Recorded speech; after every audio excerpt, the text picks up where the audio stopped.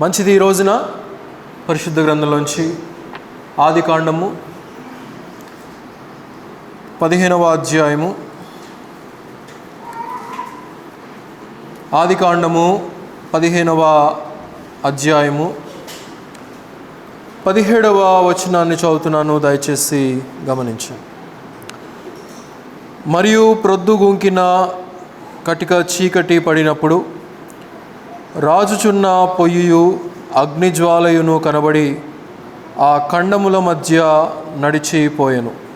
దేవుడి కొద్ది వాక్య భాగాన్ని దీవించినట్టుగా చిన్న ప్రార్థన చేస్తాం. మమ్మల్ని మిక్కిలిగా ప్రేమించినటువంటి మా ప్రియ రక్షక, ఈ యొక్క ఉదయకాల సమయంలో ఇంతవరకు నాయన ఆరాధన కార్యక్రమం అంతట్లో కూడా మీరే సర్వ మహిమ ఘనత పొంది ఉన్నారని నమ్ముచున్నాము. తదుపరి నాయన వాక్యోపదేశంలోనికి ప్రవేశించి ఉంటుండగా చదవబడినటువంటి లేఖన భాగంలో మీరు దీవించండి నాయన. నిలువబడిన నేను మట్టివాడను మీ యొక్క సిలువ చాటును మరుగుపరిచి పరిశుద్ధాత్ముని యొక్క జ్ఞానము ద్వారా మాలో ఉన్న ప్రతి ఒక్కరి హృదయాలతో మీరే మీ యొక్క దివ్యమైనటువంటి సత్యాలను మాకు వినిపింపచేసి మా యొక్క జీవితాలను నడిపించుదురండి.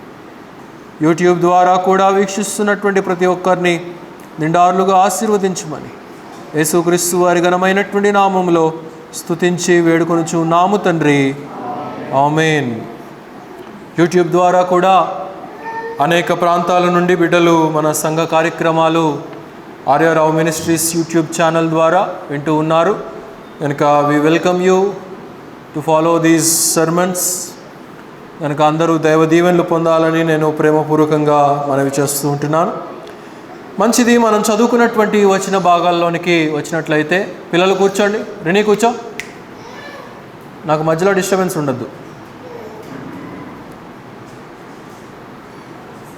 మనం చదువుకున్నటువంటి వచ్చిన భాగాలలో దేవుడు అబ్రహామును పిలుస్తున్నటువంటి క్రమాన్ని మనం జ్ఞాపకం చేసుకోవచ్చు. ఇక్కడ కల్దీయుల దేశంలో ఊరు అనబడినటువంటి ప్రాంతము, అబ్రహాము నివసించేటువంటి ఊరు పేరే ఊరు. కాబట్టి ఆ ప్రాంతములో ఉన్నటువంటి వ్యక్తిని దేవుడు ఎన్నుకొని తన దీవెనకు ఆశీర్వాదకరముగా, తన ఏర్పాటుకు, తన ప్రణాళికకు ఒక తలమానికంగా ఉండాలనేటువంటి ఉద్దేశాన్ని బట్టి ఇక్కడ అబ్రహామును పిలుస్తున్నటువంటి క్రమాన్ని మనం ఇక్కడ చూడవచ్చు. అయితే ఎలాగ పిలుస్తున్నాడంటే తన వాక్కు ద్వారా దేవుడు అబ్రహామును దర్శించి పిలుస్తున్నటువంటి వ్యక్తిగా మనం ప్రభువుని ఇక్కడ గమనించగలుగుతూ ఉంటున్నాం.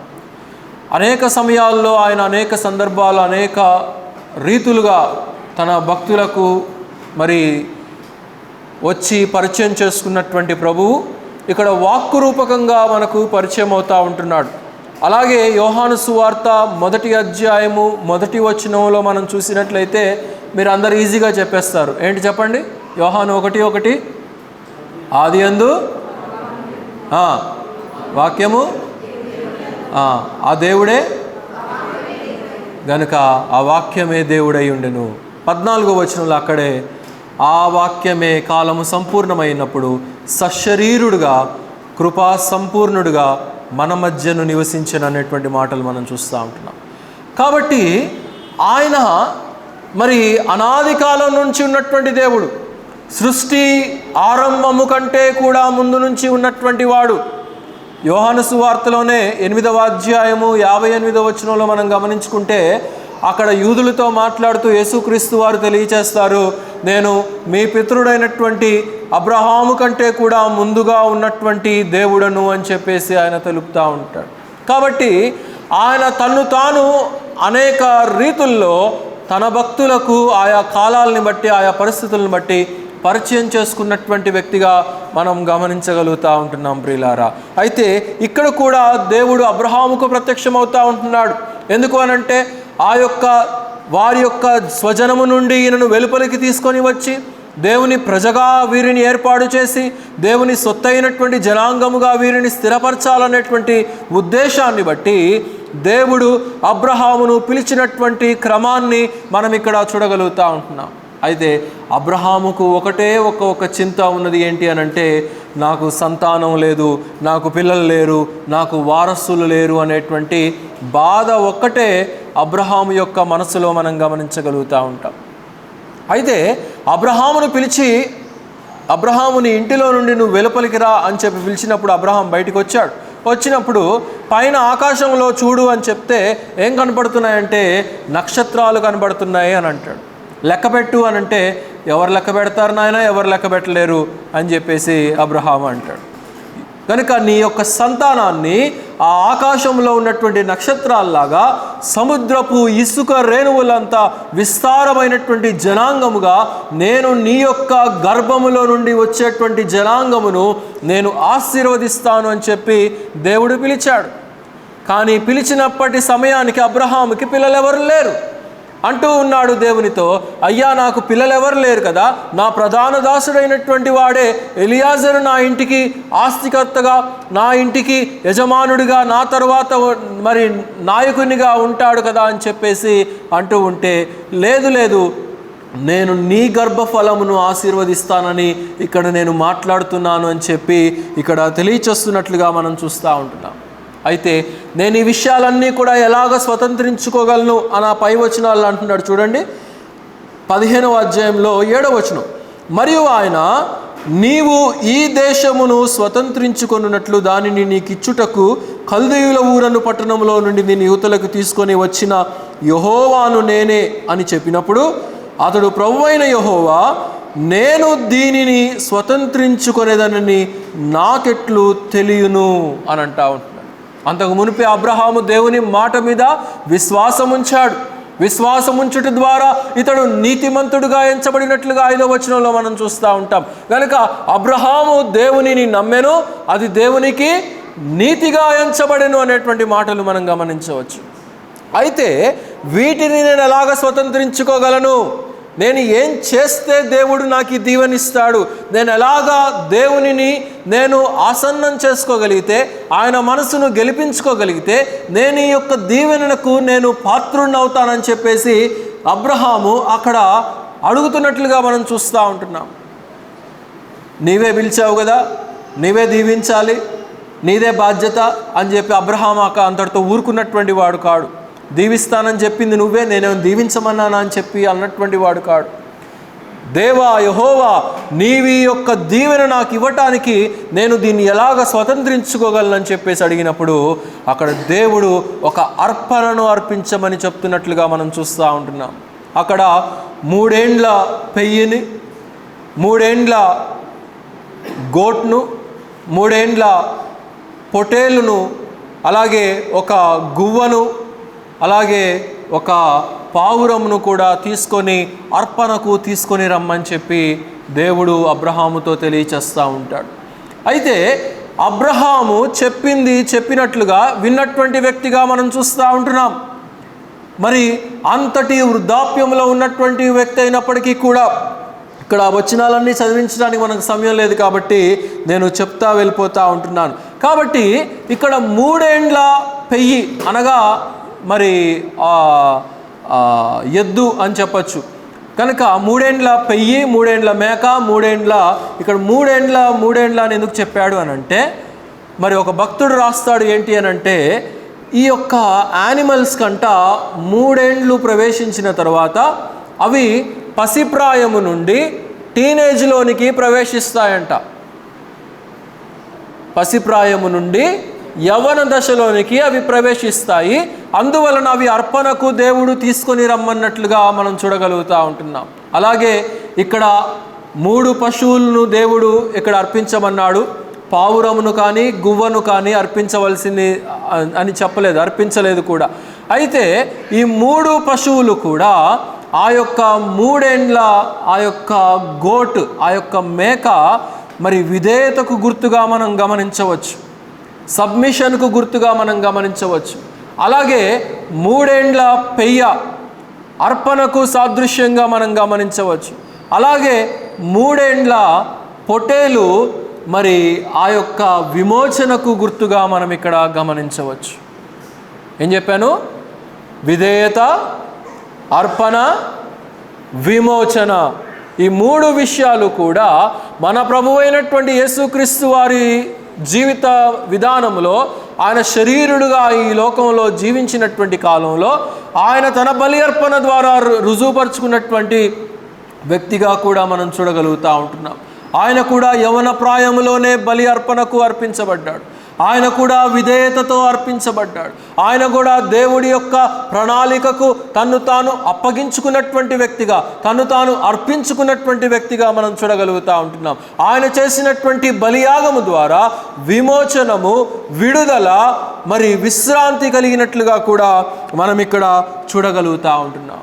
కాబట్టి ఇక్కడ అర్పణ ఆ యొక్క పాప పరిహారార్థ బలిని సూచించేదిగా కూడా ఉన్నది అనే విషయాన్ని మనం ఇక్కడ గమనించవచ్చు ప్రియులారా.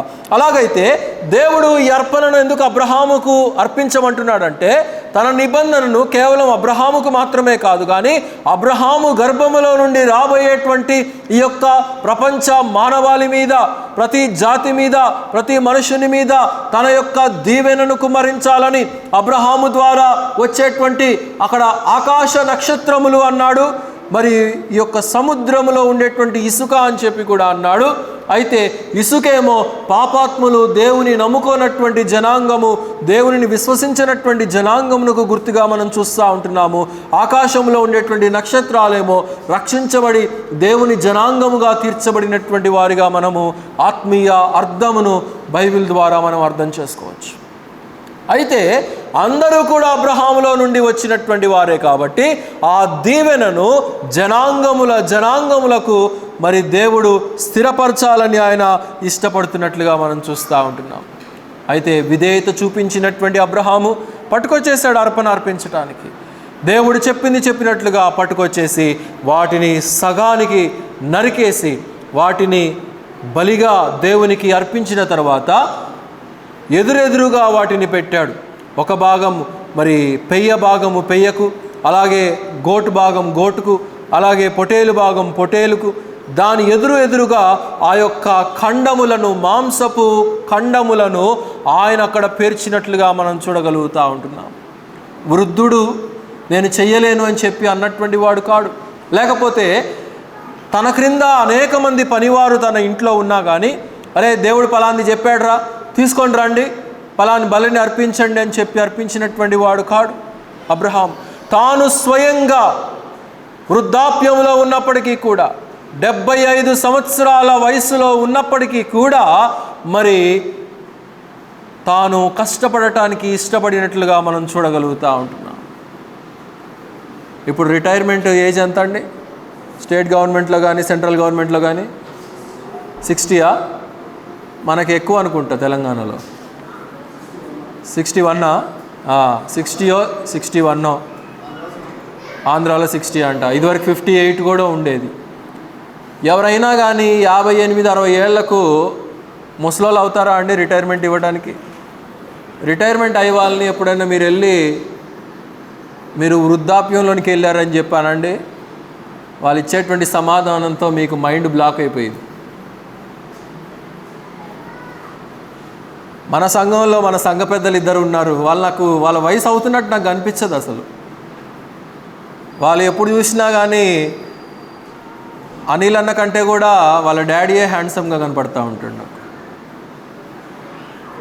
దేవుడిచ్చినటువంటి ఆరోగ్యం, దేవుడిచ్చినటువంటి కృప అది.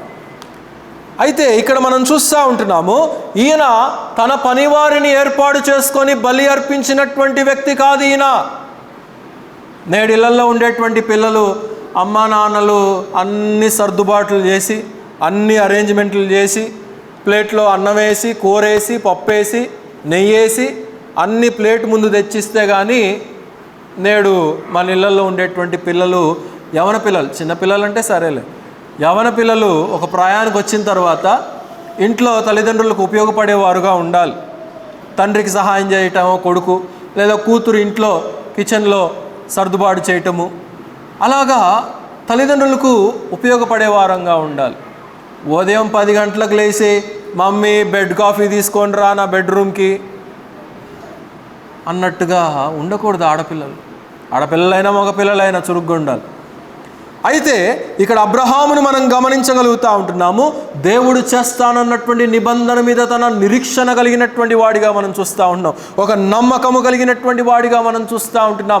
అబ్రహాము తన స్వయంగా ఆ బలి అర్పణను అర్పించడానికి, అంటే తానే దేవుడు చెప్పినటువంటి మాటను నెరవేర్చడానికి ఇష్టపడతా ఉంటున్నాడు.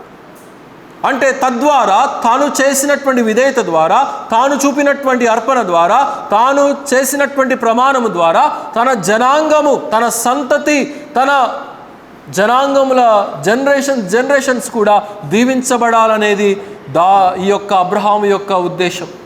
అలాగే దేవుడు కూడా అదే అనుకుంటున్నాడు. నేడు మన జీవితాల్లో కూడా భక్తి అనేది మనతో ఆగిపోకూడదు, ప్రార్థన అనేది మనతో ఆగిపోకూడదు, విశ్వాసం అనేది తల్లిదండ్రులతో ఆగిపోకూడదు. అది పిల్లలకు కూడా అంటుకట్టబడినటువంటి అనుభవంగా అది ఉండాలి.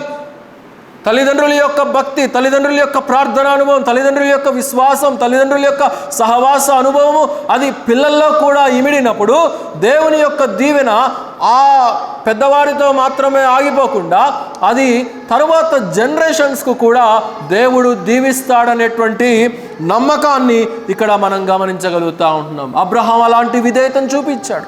అబ్రహాం అలాంటి విశ్వాసాన్ని చూపించాడు. అబ్రహాము అలాంటి స్పిరిచువల్ అవేర్నెస్ను కలిగి ఉన్నటువంటి వ్యక్తిగా మనం గమనించగలుగుతూ ఉంటున్నాం. అందుకే తానే స్వయంగా నిలిచి బలి అర్పించడానికి ఉపక్రమిస్తున్నట్లుగా కూడా మనం అర్థం చేసుకోవచ్చు ప్రియులారా. అయితే అర్పణ అర్పించేశాడు. పొద్దుగుంకుతా ఉన్నది. పొద్దుగుంకటం అంటే సన్సెట్ అవుతా ఉంది. సూర్యుడు అస్తమించేటువంటి సమయం ఆసన్నం అయిపోయింది. అప్పటికే చాలా వృద్ధుడు కదా, మరి ఆ సన్సెట్ అనేది మరి వృద్ధాప్యానికి సాదృశ్యంగా మనం గమనించవచ్చు. అలాగే సన్ రైజ్ అనేది, సూర్యుడు ఉదయించడం అనేది యవ్వన దశకు, అలాగే సూర్యుడు అస్తమించడం అనేది వృద్ధాప్యానికి బైబిల్ గ్రంథంలో సాదృశ్యంగా, సంకేతంగా మనం గమనించవచ్చు. అయితే ఇక్కడ చూడండి ఏమంటున్నాడో 10వ వచనంలో, అతడు అవన్నీ తీసుకొని వాటిని నడుమకు ఖండించి దేని ఖండమునకు దాని ఖండమునకు ఎదురుగా ఉంచెను. పక్షులను అతడు ఖండింపలేదు. గద్దలు ఆ కళేబరములను మీద వాలినప్పుడు అబ్రహాము వాటిని తోలివేసెను. సాయంకాలం అయిపోతూ ఉన్నది. అర్పణ అర్పించి చాలా సమయం అయిపోయింది. ఎక్కడైతే మరి ఆ యొక్క కళేబరాలు ఉన్నాయో అక్కడికి ఏమొచ్చి వాళ్ళని అంట, ఇక్కడ తెలుగు తర్జుమా ఇక్కడ కొంచెం తప్పు చేశాడు. ఇంగ్లీష్లో వల్చర్స్ అని రాయబడింది. ఒరిజినల్ గ్రీక్ ట్రాన్స్లేషన్కి, హిబ్రూ ట్రాన్స్లేషన్కి వెళ్ళి చూస్తే అంటే లోయ కాకులు అని చెప్పచ్చు వల్చర్స్ అంటే. కాబట్టి ఆ యొక్క వల్చర్స్ ఎక్కడైతే శవాలు ఉంటాయో, ఎక్కడైతే పీనుగులు ఉంటాయో, ఎక్కడైతే చనిపోయినటువంటి మాంసము అవైలబుల్గా ఉంటుందో దాని దగ్గరికి వచ్చి అవి వాలతాయి. అయితే ఇక్కడ కూడా మనం చూస్తూ ఉంటున్నాము, ప్రొద్దుగుంకినటువంటి సమయంలో ఆ గ్రద్దలు వచ్చి వాలినప్పుడు అంట అబ్రహాం ఏం చేస్తున్నాడంట, వాటిని తోలివేస్తున్నట్లుగా మనం చూస్తూ ఉంటున్నాం. తన అర్పణ పవిత్రంగా ఉండాలని, తన అర్పణ దేవునికి ప్రతిష్ఠితమైనటువంటి అర్పణగా ఉండాలనేటువంటి ఉద్దేశాన్ని ఇక్కడ అబ్రహాము మరి కనుపరుస్తున్నట్లుగా మనం చూస్తూ ఉంటున్నాం.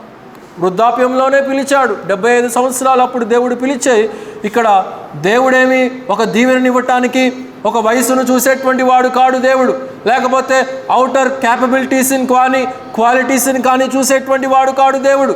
దేవుడు ఒక వ్యక్తిని దీవించాలనుకుంటే ఏ సమయంలోనైనా పిలుస్తాడు, ఎక్కడి నుంచైనా పిలుస్తాడు, ఏ వయసులో ఉన్నటువంటి వారినైనా పిలుస్తాడు, ఎలాంటి పరిస్థితుల మధ్యనైనా పిలిచి దేవుడు తన పనిని కొరకు, తన దీవెన కొరకు అతనిని స్థిరపరుస్తాడనే విషయాన్ని అబ్రహాము జీవితం ద్వారా మనం అర్థం చేసుకోవచ్చు. దావీదును పిలవలేదా? దావీదుని ఎక్కడున్నప్పుడు పిలిచాడు? గొర్రెలు కాచుకుంటున్నటువంటి సమయంలో దావీదును పిలిచాడు. సౌలును ఎక్కడి నుంచి పిలిచాడు? గాడిదలు కాచుకుంటున్నటువంటి సమయంలో సౌలును రాజుగా అభిషేకించడానికి పిలిచాడు. యోసేపును ఎప్పుడు పిలిచాడు? తండ్రి ఇంట ముద్దుల కుమారుడుగా, తండ్రికి ప్రీతికరమైనటువంటి కుమారుడుగా ఉంటున్నటువంటి సమయంలో యోసేపును పిలిచినట్లుగా మనం చూస్తూ ఉంటున్నాం. కాబట్టి దేవుడు బయట ఉండేటువంటి స్థితిగతులను చూసేటువంటి వాడు కాడు. మనం చూస్తాం మనుషులం బయట ఉండేటువంటి స్థితిగతులు, బయట ఉండేటువంటి స్టేటస్లు, బయట ఉండేటువంటి ఈ యొక్క మానిటరీకి సంబంధించినటువంటి ప్రతి విధమైనటువంటి విధానాన్ని కూడా మనుషులంగా మనం గమనిస్తూ ఉంటాం. ఎవరేమి వేసుకున్నారా, ఎవరు ఎలా వస్తున్నారు, ఎవరు ఎలా పోతున్నారు, ఎవరు ఎలా వస్తున్నారు.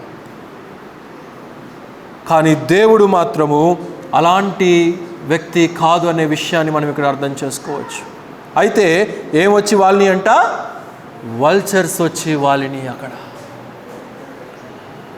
ఆ కళేబరముల మీద వాలింది. ఎవరు కూడా పిలువ పెట్టకుండా, వితౌట్ అన్ ఇన్విటేషన్. ఎప్పుడైతే ఒక విశ్వాసి తాను విశ్వాసంగా ఉండాలని, తన అర్పణ ప్రతిష్టంగా ఉండాలని, తాను చేసేటువంటి ఆరాధన, తాను పాడేటువంటి పాట, తాను జీవించేటువంటి జీవిత విధానం ఎప్పుడైతే స్థిరంగా ఉండాలని ఇష్టపడతామో ఆ సమయంలోనే పిలువ పెట్టకుండా సాతానుడు వస్తాడు అనే విషయాన్ని మనం ఇక్కడ అర్థం చేసుకోవచ్చు ప్రియులారా.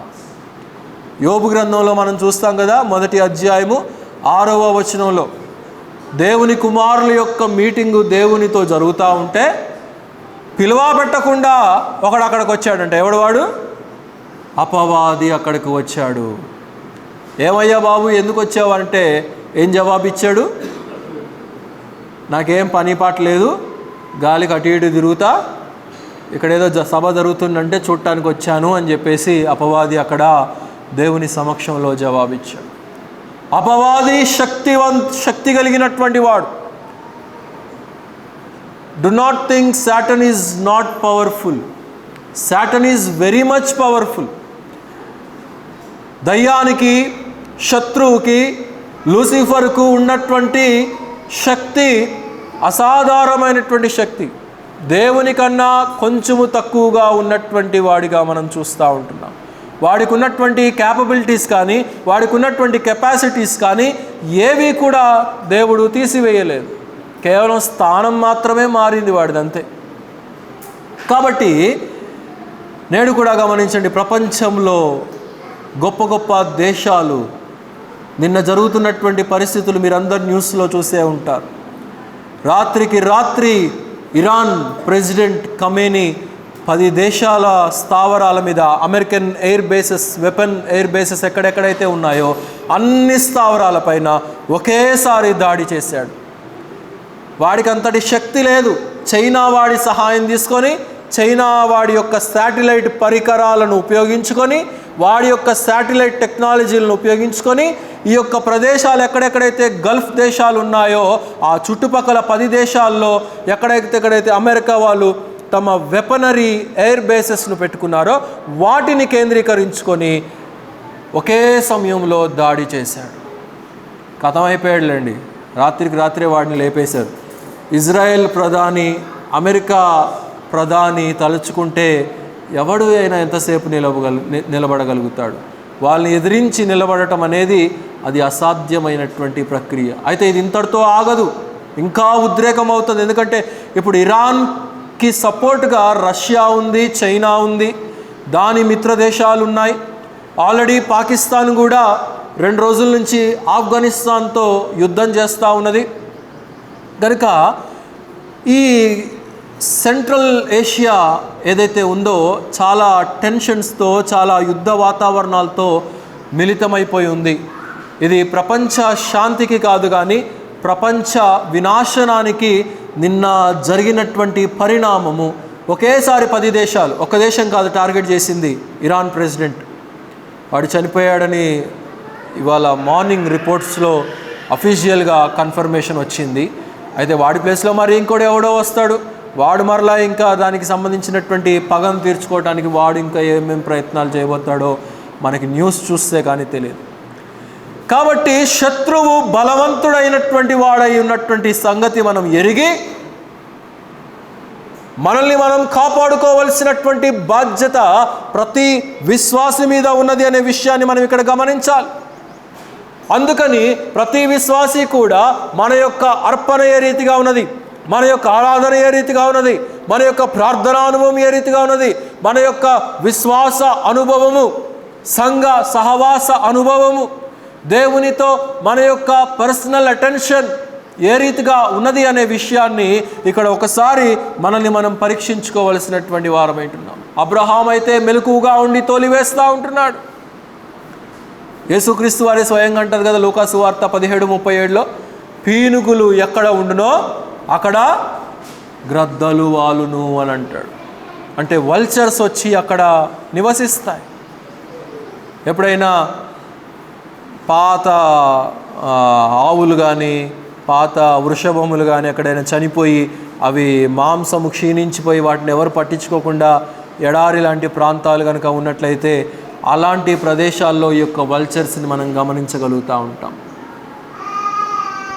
కాబట్టి గ్రద్ద అనగానే మనం సహజంగా అనుకునేది ఏంటంటే మనకు రోజు చూసేటువంటి ఈగల్స్ అని చెప్పి మనం అనుకుంటాం. కానీ గ్రద్ద అనేటువంటి మాటకు చాలా పరిభాషలు ఉన్నాయి, చాలా రకాలైనటువంటి జీవులు ఉన్నాయి. ఎప్పుడైనా మీరు వెళ్ళి గూగుల్లో గమనించండి, యూట్యూబ్లో గమనించండి. గ్రద్దల్లో కూడా చాలా వెరైటీస్ ఉన్నాయి, వల్చర్స్లో కూడా చాలా వెరైటీస్ ఉన్నాయి. అవి సర్వసాధారణంగా మనుషుల మధ్య నివసించలేనటువంటివి కూడా కొన్ని ఉన్నాయి. ఎందుకంటే వాటికి ఇష్టమైనటువంటి ప్లేస్ ఒకటి ఉంది. ఏంటా ప్లేసు? చనిపోయినటువంటి వృషభాలు ఎక్కడుంటాయో అది వానికి ఇష్టమైనటువంటి ప్లేస్.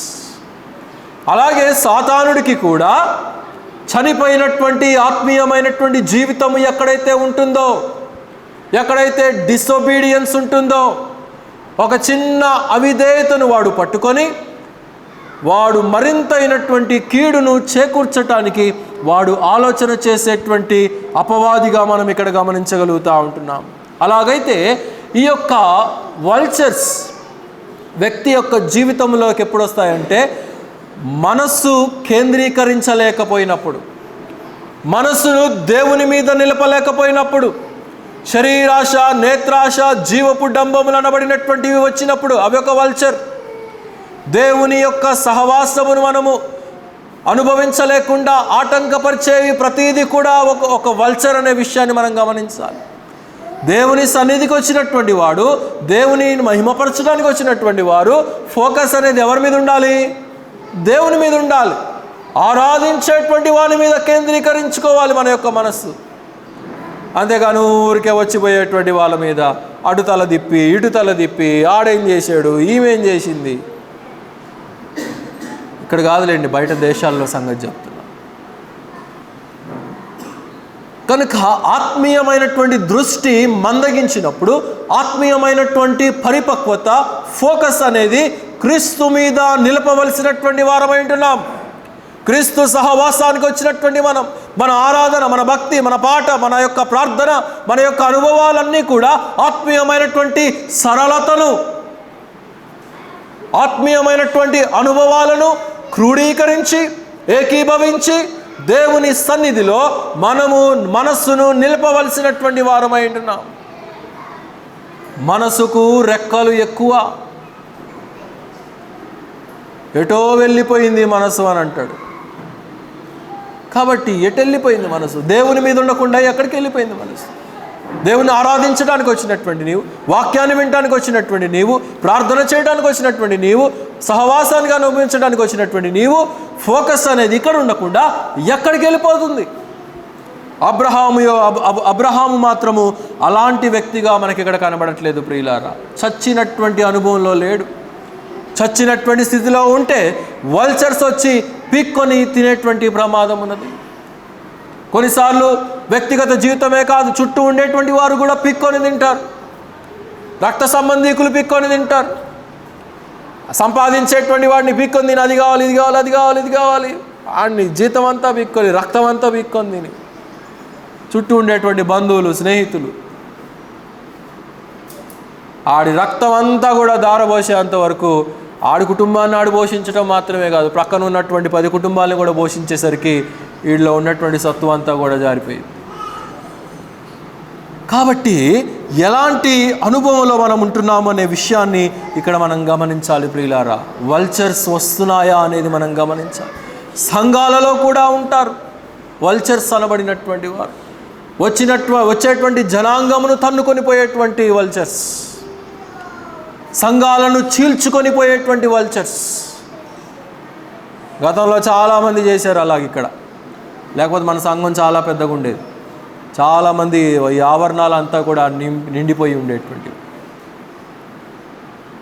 ఆడొచ్చి తన్నుకొని పోయి, ఈడొచ్చి తన్నుకొని పోయి, మళ్ళీ నా దగ్గరకు వచ్చి వాళ్ళే నా దగ్గరకు వచ్చి నీతి మాటలు చెప్తూ ఉంటారు. నేను అనుకుంటా, ఒరేయ్ నువ్వు చేసినటువంటి కీడు, అది కూడా దేవునికి కీడు చేసావు, సంఘానికి కీడు చేసావు, మా నాన్నగారికి కీడు చేసావు అని చెప్పి మనసులో అనుకుంటా. కాబట్టి మనము వల్చర్స్ను ఎంటర్టైన్ చేయకూడదు.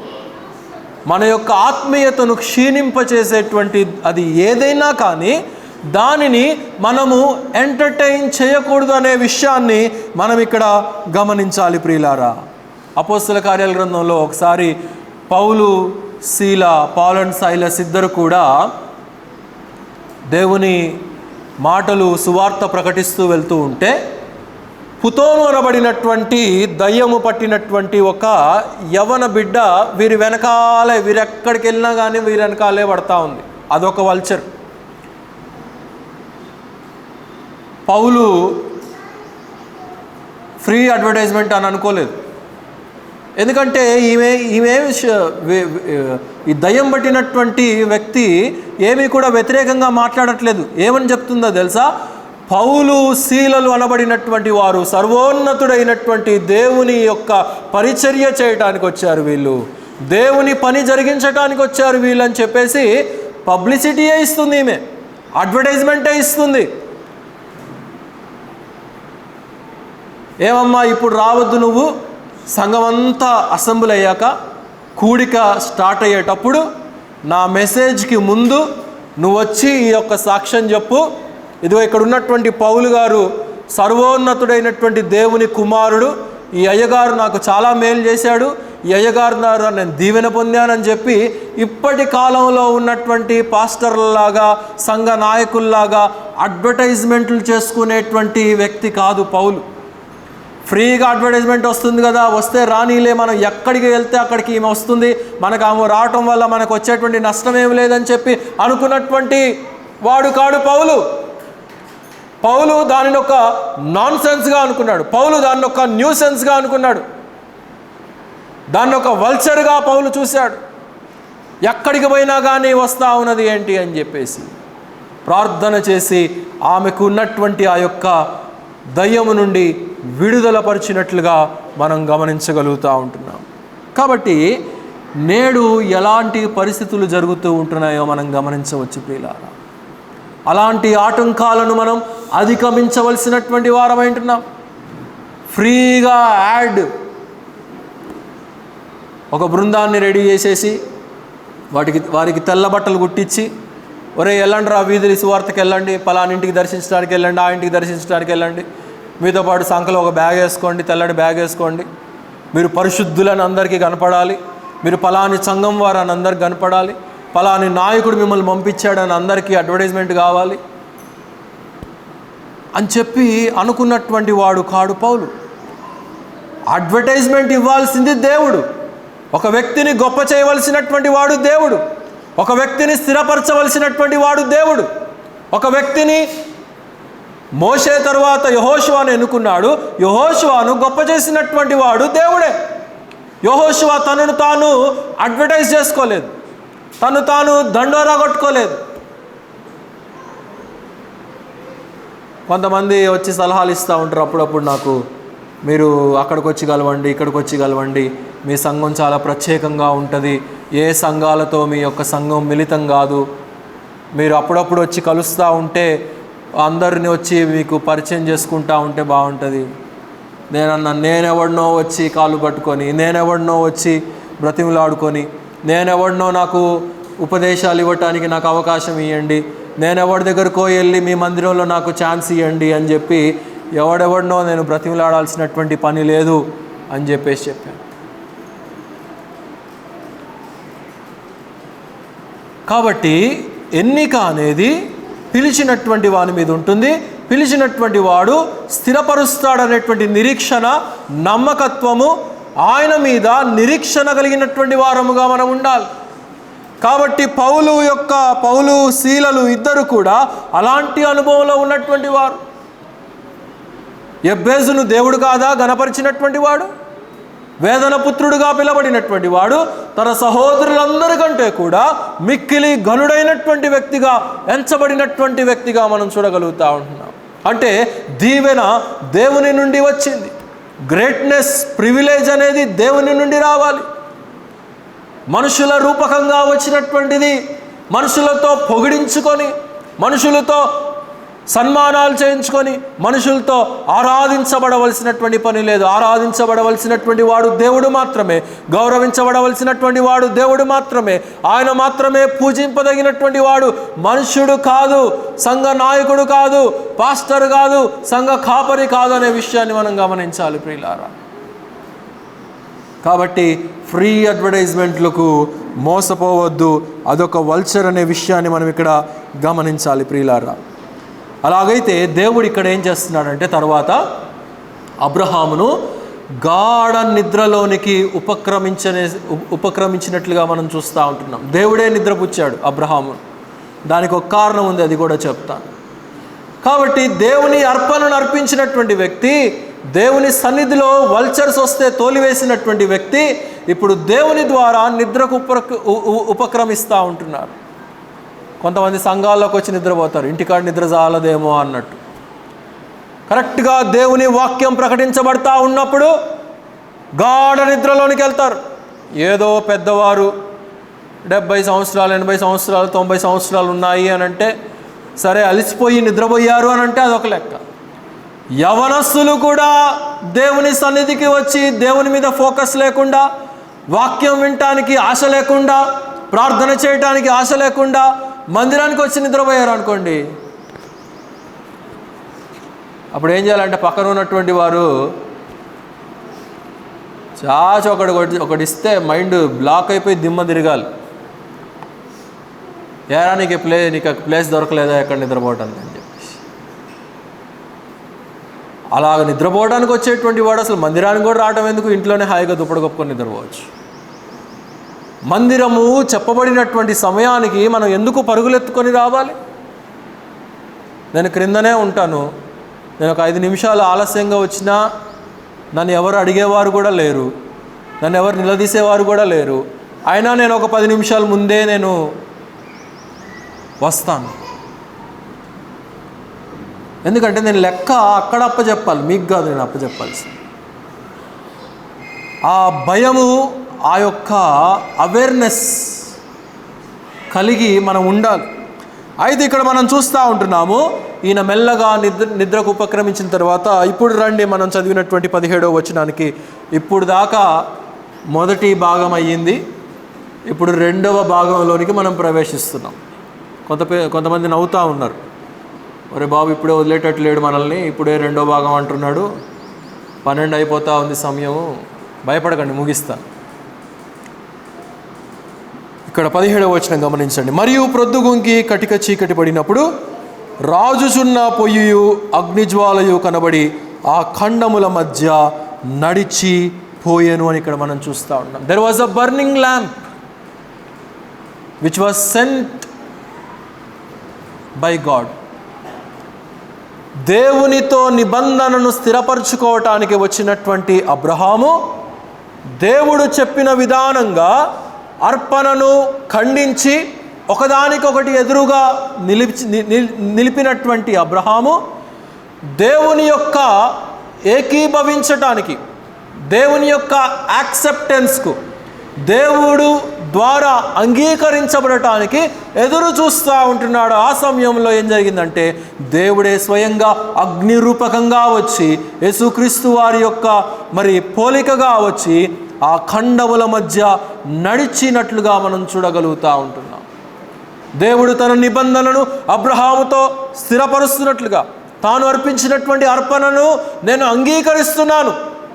దేవుడు మన ఆరాధనలు అంగీకరించాలని కదా మనం ఆదివారం వచ్చి ఆయన స్తుతులు, స్తోత్రములు, అర్పణలు అన్నీ కూడా ఆయన సన్నిధిలో మనం వచ్చి ఎందుకు సమర్పించుకుంటూ ఉంటాం? దేవుడు మన జీవితాలని అంగీకరించాలని, దేవుడు మన అర్పణలు అంగీకరించాలని, దేవుడు మన యొక్క హృదయాలను అంగీకరించాలని, దేవుడు మన యొక్క ప్రతి పరిస్థితిని కూడా అంగీకరించాలని, ఆమోదించాలని. ఇక్కడ కూడా ఈ వ్యక్తిని మనం గమనించినప్పుడు ఈయన అర్పించినటువంటి అర్పణను దేవుడు ఇక్కడ యాక్సెప్ట్ చేస్తున్నట్లుగా మనం గమనించగలుగుతా ఉంటున్నాం. నిర్గమాకాండంలో ఒక మాట త్రిప్పి చదవండి. నిర్గమాకాండము 19వ అధ్యాయము 18వ వచనం. నిర్గమాకాండము 19:18.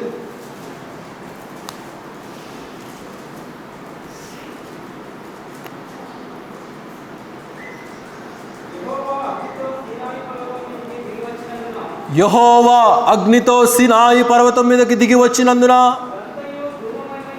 అదంతయు కూడా ధూమమయమై ఉండెను. దేవుడు మోషేతో స్థిరపరుస్తానని చెప్పినటువంటి నిబంధనను గురించి అక్కడ మనం చూస్తూ ఉంటున్నాం. అంతకు మునిపే 3 రోజుల క్రితమే మోషేతో దేవుడు చెప్పి ఉన్నాడు, పాలెములో ఉన్నటువంటి ప్రజలందరినీ కూడా తమను తాము పవిత్రపరచుకోమని చెప్పు, తమను తాము శుద్ధీకరించుకోమని చెప్పు, ఎవరు కూడా అపవిత్రపరచబడకూడదు. అలాగే వ్యక్తులు కూడా కలవటానికి వీలు లేదు, దూరంగానే ఉండాలి 3 రోజులు కూడా. ఎందుకంటే దేవాది దేవుడినైనటువంటి నేను ఈ యొక్క సీనాయి పర్వతం మీదకి దిగి వస్తాను, పర్వతమునకు దూరముగానే ఉండండి. పశువులు కానీ, ప్రాణులు కానీ, మనుషులు కానీ అందరూ కూడా ఒక ఆమడ దూరంగానే ఉండాలి. ఎందుకంటే ప్రభు యొక్క ప్రసన్నత, ప్రభు యొక్క అగ్ని ధూపము అక్కడ వస్తున్నట్లుగా మనం చూడగలుగుతూ ఉంటున్నాం. మోషేతో తన నియమాన్ని, తన నిబంధనను స్థిరపరిచినటువంటి దేవునిగా అక్కడ మనం చూడగలుగుతూ ఉంటున్నాం ప్రియులారా. అలాగైతే అంతకు మునుపు కూడా మనం గమనిస్తాం కదా, మోషేకు సొంత గొర్రెలేవి లేవు, మామగారు ఇచ్చినటువంటి గొర్రెలనే కాస్తూ ఉన్నాడు. గొర్రెలు కాచుంటున్నటువంటి సమయంలో హోరేబు పర్వతం దగ్గర ఏం జరిగిందండి? హోరేబు పర్వతం దగ్గర మండుచున్నటువంటి పొద కనపడింది. That bush was not consumed by fire. ఏంటిది విచిత్రంగా ఉంది, పొద మండుతుంది కానీ కాలిపోవాలి కదా అని చెప్పి కొంచెం దగ్గరికి వెళ్ళాడు మోషే. దగ్గరికి వెళ్ళి చూసినప్పుడు పొద కాలుతానే ఉంది కానీ పొద కాలిపోవట్లేదు, పొద మండుతూ ఉంది కానీ పొద కాలిపోవట్లేదు. ఇదేందో విచిత్రంగా ఉందని చెప్పేసి ఇంకొంచెం ముందుకెళ్ళడానికి ప్రయత్నిస్తే దేవుని దూత స్వరం అక్కడ వినపడి ఏమని చెప్తుంది అక్కడ, మోషే నీవు నిలుచున్నటువంటి స్థలము పవిత్రమైనటువంటిది. ఏం చేయమంటాడు అక్కడ దేవుడు? నీ చెప్పులు వదిలిపెట్టి బయట వదిలిపెట్టేసి రా నా సన్నిధికి. కొంతమంది ఎక్కడెక్కడ అన్నీ తగిలించుకొని వచ్చి మందిర ఆవరణాల చుట్టూ పడేస్తూ ఉంటారు. బయట ఉన్నటువంటి బురద, బయట ఉన్నటువంటి పేడ అంతా కూడా పట్టుకొచ్చి ఆ చెప్పుల్ని ఆ మెట్లు ఎక్కేటప్పుడు క్లీన్ చేస్తూ ఉంటారు, లేదా మందిర ఆవరణాల చుట్టూ క్లీన్ చేస్తూ ఉంటారు. లేదా కొన్ని సందర్భాల్లో పిల్లలు ఏదైనా కాగితాలు తిన్నారనుకోండి, ఆ కాగితాలు చక్కగా నీట్గా మడత పెట్టేసుకొని హ్యాండ్ బ్యాగ్లో పెట్టుకొని వెళ్ళిపోతే ఓకే. ఎడితిరిగి ఊడ్చే వాళ్ళు ఉన్నారు కదా, మందిరం అయిపోయిన తర్వాత ఊడుస్తారు కదా అని చెప్పేసి అక్కడ కాగితాలు అక్కడ, తిన్న బిస్కెట్ కాగితాలు అక్కడ. కొంచెమన్నా నీట్నెస్ని మనం పాటించడం నేర్చుకోవాలి. అయితే అంటూ ఉన్నాడు మోషే, నువ్వు ఎక్కడెక్కడ తిరిగి వచ్చావో నాకు తెలుసు కానీ నీ చెప్పులను బయట తీసేసిరా. నేను నిన్ను నియమించడానికి ఇష్టపడుతున్నాను, నేను నిన్ను ప్రతిష్ఠించడానికి ఇష్టపడుతున్నాను, ప్రజలకు నాయకునిగా ఉండటానికి నిన్ను నియమిస్తున్నానని చెప్పేసి మోషేను దేవుడు స్థిరపరిచినటువంటి విధానాన్ని మనం దేవుని యొక్క లేఖనాల్లో గమనించవచ్చు. ఆ మండుచున్న పొద దేవుని సంఘానికి గుర్తుగా మనం గమనించవచ్చు. It is a resemblance of the church. అలాగే ఈ భూలోకంలో కూడా దేవుని సంఘము అనగా పరిశుద్ధులైనటువంటి జనాంగము ఎక్కడైతే ఉంటారో వారు దేవుని నియమము కలిగి, దేవుని కట్టడలు కలిగి, దేవుని శాసనాలు కలిగి నిరంతరము మండేటువంటి వారుగా ఉండాలి. కాలిపోయేటువంటి వారుగా, పడదోసేటువంటి వారుగా. కొంతమంది మినిస్ట్రీలు గమనించండి, వల్చర్స్ మినిస్ట్రీలు. దేవుడేమో పడిపోయినటువంటి వాడిని, గాఢాంధకారంలో ఉన్నటువంటి వాడిని లేవనెత్తడానికి వచ్చాను రా అని నేను చెప్తా ఉంటే, ఇలా మినిస్ట్రీ ఏంటంటే నించున్నోన్ని టచ్. రేపు వీడికి ఉంటుంది టచ్ దేవుని దగ్గర నుండి. నించున్నోన్ని పడేయటం. కాబట్టి ఎలాంటి విధానాన్ని మనం పాటిస్తూ ఉంటున్నాము? ఇక్కడ మండుచున్నటువంటి పొద విశ్వాసిలో, అంతరాత్మలో దేవుని పట్ల, దేవుని నియమాల పట్ల, దేవుని యొక్క శక్తి, దేవుని యొక్క కరుణ సంపన్నుడై ఉన్నాడని ఎరిగి ఆయన మీద మనము జీవించవలసినటువంటి వారం ఏంటున్నాం. ఆయన ద్వారా మన జీవితాలను స్థిరపరచుకోవాలి. అబ్రహాము అలాంటి స్థిరత్వాన్ని నియమించుకున్నటువంటి వ్యక్తిగా మనం చూడగలుగుతూ ఉంటున్నాం. అందుకే అగ్ని దిగి వచ్చిందంట, ఆ ఖండముల మధ్య నడిచినట్లుగా మనం చూస్తూ ఉంటున్నాం. లోకాన్ని తీసుకురాలేదు దేవుని సన్నిధిలోనికి, లోకంలో ఉన్నటువంటి వాటిని దేవుని సన్నిధిలోనికి తీసుకొని వచ్చి షో ఆఫ్ చేయలేదు. ఇక్కడ మనం చూడగలుగుతూ ఉంటున్నాము. హెబ్రీయులకు రాసిన గ్రంథంలో ఒక మాటను చదివి సహాయం చేయండి. హెబ్రీయులకు రాసిన గ్రంథము 12వ అధ్యాయము 29వ వచనం. హెబ్రీ పత్రిక 12:29. అందువలన మనము నిశ్చలమైనటువంటి రాజ్యమును పొంది దైవ కృప కలిగి ఉందుము. ఆ కృప కలిగి వినయ భయభక్తులతో దేవునికి ప్రీతికరమైనటువంటి సేవను చేయుదుము. ఏలైనగా మన దేవుడు దహించు అగ్ని అయి ఉన్నాడు. మన దేవుడు, హీ ఈజ్ ద ఫైర్.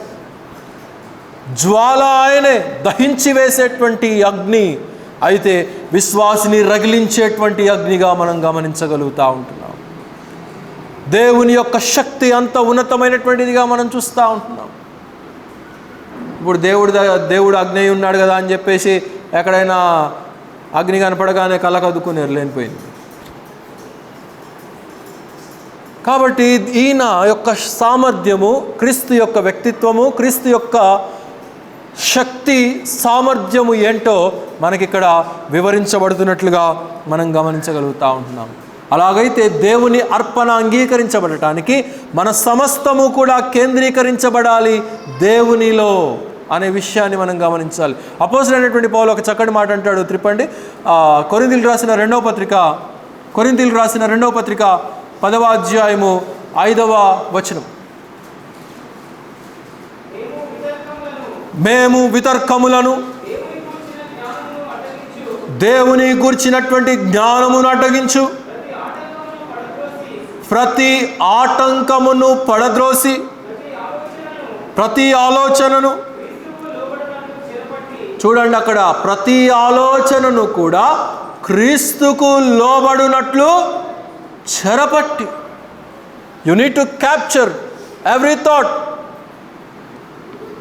మనకు వచ్చేటువంటి ప్రతి ఆలోచనను కూడా మనం చెరపట్టాలి. వాక్యము ద్వారా, దేవుని శక్తి ద్వారా, దేవుని ప్రసన్నత ద్వారా ఇహలోక సంబంధమైనటువంటి వాటిని చెరపట్టి దైవ నియమము కొరకు మనల్ని మనం ప్రతిష్ఠించుకొని, దైవ ప్రణాళిక కొరకు, ఆయన యొక్క దీవెన, ఆయన యొక్క నిబంధన, ఆయన యొక్క స్థిరత మన జీవితాల్లో కట్టబడట కొరకు మనల్ని మనం అప్పగించుకోవాలి. కాబట్టి ఫోకస్ అనేది క్రీస్తు మీద ఉండాలి.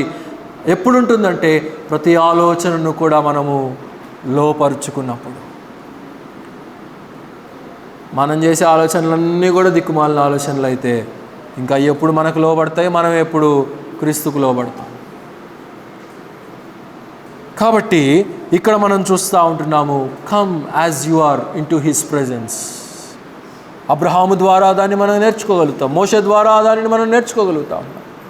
పాత పాట ఒకటి ఉంది కదా, ఉన్నా పాటున వచ్చు చున్నాను నీ సన్నిధికి ఓ రక్షక యేసయ్య. చాలా పాత పాట. కాబట్టి దేవుడు మనల్ని ఎలాంటి పిలుపుతో పిలుస్తున్నాడో, ఎలాంటి స్థిరత్వంలో మనం ఉండాలని ఇష్టపడుతున్నాడో అలాంటి విధానాన్ని మనం గమనించాలి. అయితే అబ్రహాం ఎందుకు నిద్రపోయాడో ఇప్పుడు చెప్తాను, గమనించండి. ఎప్పుడైనా కానీ ఒక ఒప్పందము కానీ, ఒక ఒడంబడిక కానీ, ఒక నిబంధన, ఒక కవనెంట్ అనేది ఎప్పుడు జరుగుతుంది అని అంటే ఇద్దరు సమానమైనటువంటి వ్యక్తుల మధ్య ఆ ఒప్పందము, నియమాలు జరుగుతాయి. ఇప్పుడు కొన్నిసార్లు దేశ అధినేతలను గమనించండి. మన పిఎం ఉన్నాడు కదా, ఆ అంటే ఊ అంటే ఆ దేశానికి ఈ దేశానికి ఫ్లైట్ వేసుకొని ఎగురుతాడు, ఒప్పందాలు చేసుకుంటూ ఉంటాడు, వస్తూ ఉంటాడు మన పిఎం. ఒడంబడిక జరిగిన తర్వాత ఇద్దరు దేశ నాయకులు కలిసి నడుస్తారు. After the agreements which are sign, సంతకాలు చేయబడిన తర్వాత వారు ఇద్దరు కలిసి చేతులు పట్టుకొని నడుస్తారు. ఎందుకంటే వారిద్దరూ ఒక సమానమైనటువంటి వారని, ఒక సమానమైనటువంటి ఒడంబడికకు, కట్టుబాటుకు, నియమానికి వారు కట్టుబాటు కలిగి ఉన్నారనేటువంటి సంకేతాన్ని చూసేటువంటి వారు అర్థం చేసుకోవటానికి వారు నడుస్తారు. అయితే ఇక్కడ అబ్రహాము నడవటానికి అబ్రహాము దేవునితో సమానమైనటువంటి వాడు కాడు. అబ్రహాము దేవుని యొక్క నీతికి సరిపోయినటువంటి వాడు కాడు. అబ్రహాము దేవుని యొక్క శక్తికి సరిపోయినటువంటి వాడు కాడు. అందుకే అబ్రహాముకు దేవుడు గాఢ నిద్రను కలుగ చేసి, దేవుడు మాత్రమే అగ్ని రూపకంగా ఆ ఖండముల మధ్య ఆయన నడిచాడు. ఎందుకు నడిచాడంటే అబ్రహాము యొక్క అర్పణను అంగీకరించటానికి. అయితే ఈ విషయం అంతా కూడా అబ్రహాముకు మైండ్లో తిరుగుతూనే ఉంది. నిద్రపోయాడు కదా, గాఢ నిద్ర అంటే ఇక్కడ బయట జరుగుతున్నటువంటి సన్నివేశం ఏం తెలియదని కాదు అబ్రహాముకు. పరమగీతం గ్రంథంలో అంటాడు కదా 5వ అధ్యాయం 2వ వచనంలో, నేను నిద్రించి తిని కానీ నా ఆత్మ మేలుకొనే ఉన్నది అని చెప్పి తెలియచేస్తాడు. We need to have such a spiritual awareness in our lives. కాబట్టి అబ్రహాము దేవునితో నిబంధన, ఆ అగ్ని నడుస్తున్నప్పుడు దేవుడు తన నిబంధనను అబ్రహాముకు దేవుడు తెలియచేశాడు. ఎలా తెలియజేశాడు? నిద్రపోతున్నాడు కదా, ఎలా తెలియజేశాడు అంటే తన మనస్సు మెలకుగా ఉంది కాబట్టి, తన ఆత్మ మెలకుగా ఉన్నది కాబట్టి, తన ఆత్మ దేవుని మీద ఫోకస్ అయి ఉంది కాబట్టి జరగబోయేటువంటి విషయాలన్నీ కూడా తెలుసుకున్నాడు. ఇదిగో అయ్యా, నీ జనాంగాన్ని నేను స్థిరపరచాలనుకుంటున్నాను, అయితే కొద్ది కాలం నేను శ్రమలకు అప్పగించేస్తాను. 4 తరాలు, ఆ కాలంలో 4 తరాలు అని అంటే ఒక్కొక్క తరానికి 100 సంవత్సరాలు. 4వ తరము సమయంలో మీరు ఐగుప్తు నుండి విడిపించబడతారని 400 సంవత్సరాల తర్వాత, అలాగే 430 సంవత్సరాలకి మోషే నాయకత్వాన ఇశ్రాయేలులు గొప్ప జనాంగముగా, అబ్రహాముకు చేయబడినటువంటి నిబంధన అదే, నీ సంతానాన్ని నేను ఆశీర్వదిస్తాను, అయితే శ్రమకెందుకు అప్పగిస్తున్నానంటే నా వాగ్దానము, నా స్థిరపరచబడినటువంటి నిబంధన వారి జీవితాల్లో, నీ సంతానంలో నెరవేర్చబడాలి అని అంటే వారు నేను శ్రమకు అప్పగిస్తాను. అయితే వారు తిరిగి వచ్చేటప్పుడు ఒక్కరిగా రారు, ఇద్దరుగా రారు, గొప్ప జనాంగముగా వస్తారు. సిరి సంపదలతో వారు వస్తారు, బంగారంతో వారు వస్తారు, ధనముతో వారు వస్తారు. వారు నేను ఒక దేశముగా నేను స్థిరపరుస్తానని చెప్పేసి అబ్రహాముతో, ఇంకా చాలా విషయాలు ఉన్నాయి, ఇంకా మాట్లాడాలంటే ఇంకో గంట సేపు మాట్లాడవచ్చు. కానీ ఇక్కడ మనం చూస్తూ ఉంటున్నాము, దేవుడు నడిచి అబ్రహాము అర్పణను అంగీకరించి, దేవుడు అబ్రహాముతో చేసినటువంటి నిబంధనను తన ప్రజలకు గుర్తుగా చేసినట్లుగా మనం చూస్తూ ఉంటున్నాం. ఇంకా వివరం కావాలంటే మీరు యూట్యూబ్లోకి వెళ్ళండి. మన ఛానల్లో అబ్రహాము యొక్క నిబంధన, అబ్రహామిక్ కవెనెంట్ అని చెప్పేసి ఒక 3-4 మెసేజ్లు ఉన్నాయి, పాత రికార్డింగ్స్. మీరు గమనించుకుంటే ఇంకా దాని లోతు వివరాలు మీకు అందుతాయి. ఇప్పుడు వివరించడానికి సమయం లేదు. ఆఖరిగా ఒక వచనం చదివించి నేను ముగిస్తాను. హెబ్రీయులకు రాసిన పత్రిక 6వ అధ్యాయము 13వ వచనం నుండి చదవండి. హెబ్రీయులకు రాసిన పత్రిక 6వ అధ్యాయము 13వ వచనం నుంచి, దేవుడు అబ్రహామునకు వాగ్దానము చేసినప్పుడు తన కంటే ఏ గొప్ప వానితో కూడా ప్రమాణము చేయలేక, చూడండి, తనతోడే ప్రభు తన నిబంధనను స్థిరపరచుకోవటానికి తనతో తాను నిబంధన చేసుకున్నాడు. నిశ్చయముగా నేను నిన్ను ఆశీర్వదింతును, నిశ్చయముగా నిన్ను విస్తరింపచేతును. ఆ మాట నమ్మి అతడు ఓర్పుతో సహించి ఆ వాగ్దాన ఫలమును పొందెను. ఆ మాటను నమ్మాడు. దేవుడు చేసినటువంటి నిబంధన మీద దేవుడు అబ్రహాము దృష్టి ఉంచినట్లుగా మనం చూస్తూ ఉన్నాం. మనం నమ్ముతున్నామా దేవుని వాక్యాన్ని? దేవుని సన్నిధికి వచ్చేటువంటి మనము ఈ రోజున దేవుడు నాకు ఏం వాక్యం తెలియచేస్తాడా, దేవుడు నన్ను ఏ కోణంలో దర్శిస్తాడా, ఏ మాట ద్వారా నాతో పలుకుతాడా, పరిశుద్ధాత్ముడు నా యొక్క హృదయంతో ఏ రీతిగా తన నిబంధనను, తన వాక్యాన్ని, తన సత్యాన్ని, తన పరమార్థాన్ని తెలియచేస్తాడా అనేటువంటి ఉద్దేశంతో మనం దేవుని సన్నిధికి రావాలి.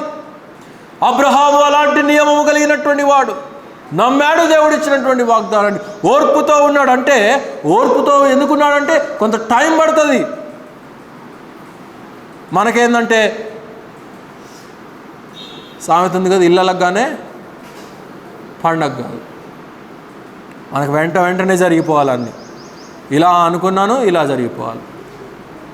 పిల్లలు అడుగుతారు కదా, మా పిల్లలు నా తల తింటారు రోజు. మా వాడైనా అర్థం చేసుకుంటాడు కానీ నా కూతురు అసలు అర్థం చేసుకోదు. అడిగినటువంటిది ఏదైనా కానీ ఆ నిమిషం లోపల జరగాలి, లేదా ఒక అరగంట లోపల జరగాలి. I'm telling about you only. కాబట్టి మనం కూడా కొన్నిసార్లు దేవుని దగ్గర నుండి అలాగే మనం అనుకుంటూ ఉంటాం. కానీ దేవుని ప్రణాళిక వేరు, దేవుని టైమింగ్ వేరు, దేవుని ప్రసన్నత వేరు. దేవుడు ఇచ్చినటువంటి మాటకు కట్టుబడేటువంటి వ్యక్తి, దేవుడు చేసినటువంటి నిబంధనను స్థిరపరిచేటువంటి వ్యక్తి అనే విషయాన్ని మనం గమనించాలి. కనుక ఇక్కడ మనం చూస్తూ ఉంటున్నాము. చూడండి ఏమంటున్నాడో, ఆ వాగ్దాన ఫలమును పొందెను. చదవండి ఇంకా.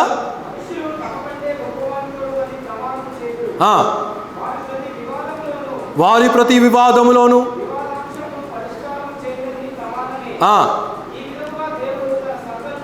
ఈ విధముగా దేవుడు తన సంకల్పము నిశ్చలమైనదని, ఆ వాగ్దానమునకు వారసులైన వారికి మరి నిశ్చయముగా కనుపరచవలనని ఉద్దేశించిన వాడై తాను అబద్ధమాడజాలని మన ఎదుట ఉంచబడిన నిరీక్షణను చేపట్టుటకు శరణాగతులమైన మనకు బలమైన ధైర్యము కలుగునట్లు వాగ్దానమును దృఢపరచెను. ఎవరికి ఉంది కమిట్మెంట్ ఎక్కువ చెప్పండి? మనకుందా కమిట్మెంట్? దేవునికి ఉందా కమిట్మెంట్? నిశ్చయత మనకుందా? దేవునికి ఉందా? అక్కడ అంటూ ఉన్నాడు, భక్తుడు రాస్తూ ఉంటున్నాడు ఇక్కడ, నిశ్చలత అనేది దేవునికే ఎక్కువగా ఉన్నది తాను ఇచ్చినటువంటి మాట మీద. కాబట్టి never doubt on his word. తన కార్యాల పట్ల, తను ఉద్దేశించినటువంటి ఉద్దేశాల పట్ల, మన బిడ్డల జీవితాల్లో జరగవలసినటువంటి ప్రణాళికల పట్ల ఎలాంటి డౌట్ కానీ, ఎలాంటి అరమరిక కానీ, ఎలాంటి వెనకడుగు వేసేటువంటి విధానము కానీ ఉండటానికి వీల్లేదు. ఎందుకంటే నీకంటే ఎక్కువ నీ దేవుడికి కమిట్మెంట్ ఉందనే విషయాన్ని మనం ఇక్కడ అర్థం చేసుకోవాలి ప్రియులారా. అందుకే ఇక్కడ వాగ్దాన ఫలము అంటున్నాడు. ఇదే 13వ అధ్యాయంలో మనం గమనిస్తే జిహ్వా ఫలము అని చెప్పి అక్కడ తెలియచేస్తూ ఉంటాడు. కనుక మన ప్రాణము, మన ఆత్మ, మన దేహము, మన మనస్సు సమస్తము, మన నోరు, మన గొంతు, మన స్వరము, మన నాలుక, మనం మాట్లాడేటువంటి మాటలన్నీ కూడా మన జిహ్వా ఫలము అని అంటే, ఆ వాగ్దాన ఫలము పొందుకోవటానికి మన జిహ్వా ఫలమును ఆయనకు ఆత్మీయమైనటువంటి కోణంలో సమర్పించుకొని ఆ దీవెనలను మనం పొందుకోవలసినటువంటి బాధ్యత మన మీద ఉన్నది ప్రియులారా. గనక అలాంటి నిశ్చలతతో మనం ఉందాం, అలాంటి ధైర్యము కలిగి మనం ఉందాం, అలాంటి దృఢమైనటువంటి విశ్వాసము మనం కలిగి ఉందాం. అబ్రహాము విధేయుడయ్యాడు, అబ్రహాము అర్పణను అర్పించాడు, అబ్రహాము వాగ్దానము పొందాడు. అబ్రహాము యొక్క వాగ్దానము తన జనాంగము ద్వారా స్థిరపరచబడినటువంటి విధానంగా మనం గమనించవచ్చు. అలాగే మనం కూడా పిలువబడ్డాం, రక్షించబడ్డాం, తన వాగ్దానాలకు వారసులం అయ్యామనే విషయాన్ని మనం అర్థం చేసుకున్నాం. అర్థం చేసుకున్నటువంటి మనము we should wait upon the lord. ఎందుకంటే రెండవ రాకడ కొరకే ఎదురు చూస్తున్నాము, మన జీవితాల్లో జరిగేటువంటి కార్యాల కొరకు ఎదురు చూడలేమా? కాబట్టి ఆయన యొక్క ఆగమనము కొరకు ఎదురు చూస్తున్నటువంటి మనము మరింత నిశ్చయతతో, ధైర్యముతో ఆయన కృపాసనమును వద్దకు చేరాలి. ఆయనను ఆరాధించే వారంగా, ఆయనను మహిమపరిచే వారంగా దేవుడు మనల్ని స్థిరపరచాలని నేను కొద్ది మాటలు మనందరి హృదయాల్లో దేవుడు దీవించునుగాక. అందరూ కూడా తలను వంచినట్లయితే ప్రార్థన చేసుకుందాం. పరమందు ఆసీనుడు అయిన మా ప్రియరక్షక, ఈ యొక్క ఉదయకాలపు సమయంలో నాయన మీ యొక్క వాక్యము ద్వారా మీ యొక్క స్వరమును మాకు వినిపింపచేసి మా జీవితాలను మీరు స్థిరపరిచినటువంటి విధానాన్ని బట్టి వందనాలు. అలనాడు అబ్రహాముకు చేయబడినటువంటి నిబంధనలోని కొన్ని విషయాలను ఈ రోజున మీరు మా యొక్క హృదయాలకు వినిపింపచేసిన విధానాన్ని బట్టి వందనాలు నాయన. అవును నాయన, అలనాడు అబ్రహాము జీవితాన్ని మీరు ఏ రీతిగా అయితే స్థిరపరచాలని ఉద్దేశించారో, అన్య జనాంగాల మధ్యలో నుండి మీరు ఏర్పాటు చేసుకొని మీ యొక్క జనముగా, మీ యొక్క సొత్తుగా, మీ యొక్క బిడగా ఆయన మాత్రమే కాదు, తన కుటుంబం మాత్రమే కాదు, తన తరములను మీరు ఆశీర్వదించిన విధానాన్ని బట్టి వందనాలు. అంత మాత్రమే కాదు, క్రొత్త నిబంధనలో చేర్చబడినటువంటి విశ్వాసులముగా, సంఘముగా అబ్రహాములో ఉన్నటువంటి దీవెనను, ఆశీర్వాదాలను మాకు కూడా మీరు అనుగ్రహిస్తూ ఉన్న విధానాన్ని బట్టి వందనాలు. మేము మరింత నిశ్చయముగా మీరిచ్చినటువంటి వాగ్దాన ఫలమును పొందుకోవటానికి మా యొక్క జీవహా ఫలమును మేము క్రోడీకరించుకొని మీ మీద మేము ఆశ పెట్టుకొని మా అర్పణను, మా యొక్క జీవితాలను, మా యొక్క స్తుతి యాగమును, మా యొక్క స్తోత్రార్పణను నాయన మీకు మేము అర్పించుకొని మా యొక్క జీవితాలను మరింత వాగ్దానపూరితంగా మేము స్థిరపరచుకోవటానికి అట్టి జ్ఞానమును మాకు అనుగ్రహించమని ప్రార్థన చేయుచుంటున్నాం. ఈ మధ్యాహ్న కాల సమయంలో చేరి వచ్చినటువంటి ప్రియ సంఘాన్ని కూడా నిండారులుగా దీవించండి, బలపరచండి. ప్రతి కుటుంబాన్ని ఆశీర్వదించమని ప్రార్థన చేయుచుంటున్నాం. రాలేకపోయినటువంటి వారిని మరి ఒక సమయానికి నడిపించండి. ఈ వారం అంతా కూడా నాయన ప్రకటన చేయబడినటువంటి సంఘ కార్యక్రమాలన్నీ కూడా చక్కగా జరగగలుగులాగున, మాకు దీవెనకరంగా ఉండగలుగులాగున మీ యొక్క సహాయమును మాకు అనుగ్రహించండి. చంటి బిడ్డలకు కావలసినటువంటి ఆరోగ్యాన్ని దయచేయండి.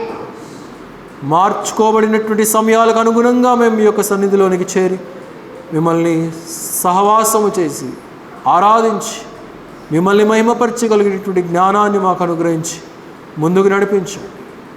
విదేశాల్లో ఉంటున్నటువంటి మా యొక్క సంఘ బిడ్డలను కూడా మీరు జ్ఞాపకం చేసుకోమని, తిరిగి ప్రియ బిడ్డలందరూ వారి గృహాలకు వెలుచుంటుండగా మీ యొక్క క్షేమంతో నింపి ముందుకు నడిపించండి. యూట్యూబ్ ద్వారా కూడా వీక్షిస్తున్న ప్రతి ఒక్కరిని కూడా నిండారులుగా ఆశీర్వదించి వారు కూడా ఈ యొక్క వాగ్దాన ఫలమునకు వారసులవుటకు మీ యొక్క సహాయం అనుగ్రహించి మీరే మహిమ పొందుతున్నారు.